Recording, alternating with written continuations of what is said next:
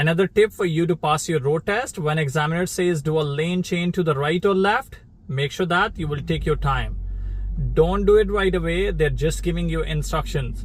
You have to read the situation, check your mirror, give signal, check your blind spot. Once it's safe to do, then you're gonna do it. Otherwise, you will not try to attempt. If you're not able to do the lane changes during your road test, it's not a fail. A lot of people think they will get fail if they're not able to do the lane change. That's not true. You're gonna do it only when it's safe to do so.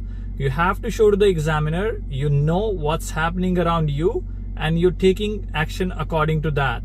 If you notice that somebody's coming so fast behind you, let them go first. Once the way is clear, then you're gonna do the lane change.